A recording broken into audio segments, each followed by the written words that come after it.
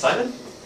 Nice to meet you. How do you do? I'm Ian. I'm a medical student. I'll be performing the respiratory exam on you today. I'm just going to wash my hands. So when performing the respiratory exam, we follow the traditional pattern of inspection, percussion, palpation, and auscultation.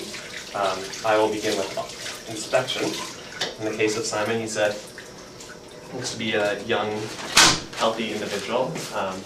Typically with inspection of the pulmonary system, we'll be wanting to look for signs of various pathologies. We can get an impression of his respiratory rate, whether he's in respiratory distress. We can look for accessory muscle use, the scalene and sternocleidomastoids. Simon, can you hold your hands up for a second?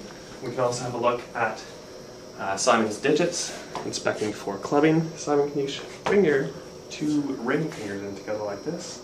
We check for clubbing.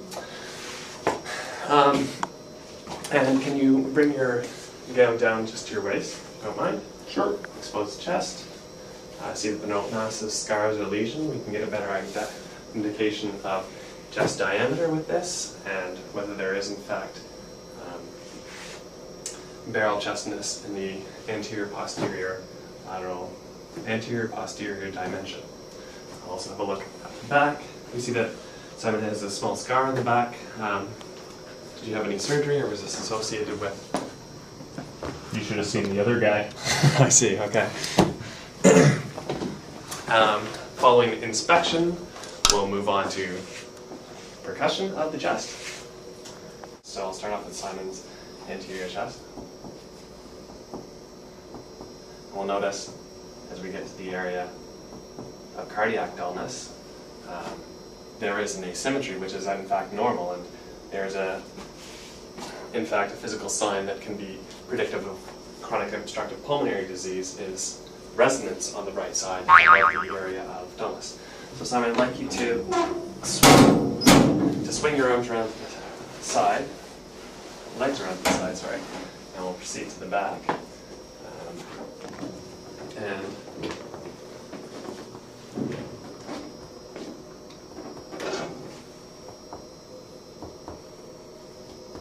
again, always listening on either side, trying to appreciate dullness in opposite lobes of the lung.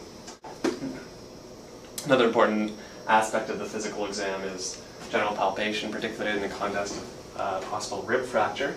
That can involve just palpating throughout the lungs. Any areas of tenderness? No, thank you, Simon. Another movement that's classically taught in physical exam of the chest is chest expansion to look for asymmetries in terms of during tidal inspiration, or perhaps an asymmetry on account of an effusion. So what we do, we grab some skin. Simon, can you take a big deep breath in? And release. We see that there is symmetric inflation of the lungs and expansion of the chest. Now I will be demonstrating tactile fremitus. In order to do this, you'll want to place the ulnar surface of your hand on the patient's chest and have the patient repeat a phrase such as 99 or boy oh boy. And remember, don't forget the apices. So Ian, can you please repeat the phrase for me? 99. 99. 99. 99. 99. 99. Again, while the patient is doing this, 99. It's important 99. to compare what you feel on both sides to gain an appreciation of any consolidation or pleural effusion.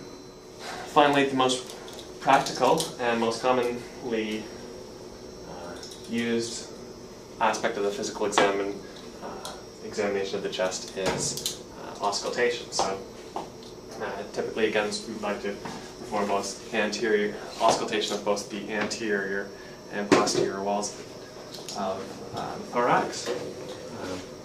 Again, appreciating the apices.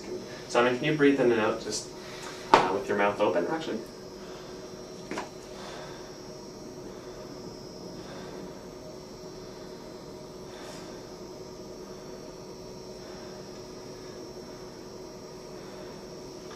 And ideally, if I knew the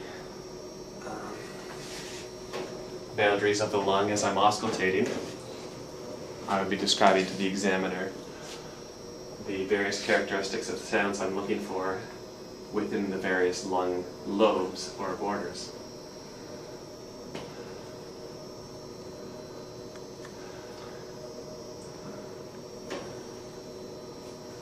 And I'm not appreciating any sounds such as crackles, wheezes, stridor on the auscultation of Simon's chest. So now I'll be checking for whispered pectoriloquy and egophony. So Ian, what I'm going to ask you to do is, can you please repeat the phrase 1, 2, 3, and can you whisper that phrase? 1, 2, 3. 1, 2, 3. Okay. If the patient were to exhibit whispered pectoriloquy, I would hear a difference in the sound on one side versus the other. Now I'll be demonstrating egophony. Again, Ian, this time can you please just make the sound E when I'm listening on your chest? E, E, E, E. Now we'll be just demonstrating diaphragmatic excursion. So the first thing we want to do is, because we don't know where the diaphragm is just, Ian, I'm going to just percuss your back and get an idea of where your diaphragm is to begin with. Again, we're expecting this to be at about the level of T9.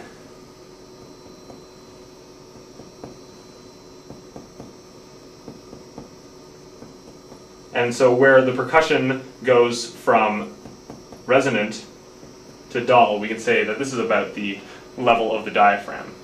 So Ian, can I have you take a deep breath in and hold it? And now I'm going to percuss again until I find the lower level of the diaphragm. Okay, thanks Ian, you can take a breath out and just breathe normally. And what I'm going to do here is just mark that level so I have an idea of where the lowermost level of the diaphragm is. Now Ian, can I have you take, what I'm going to ask you to do is to take a deep breath in and then a deep breath out and hold that deep breath out. So deep breath in, deep breath out, and hold it out, hold it out, hold it out.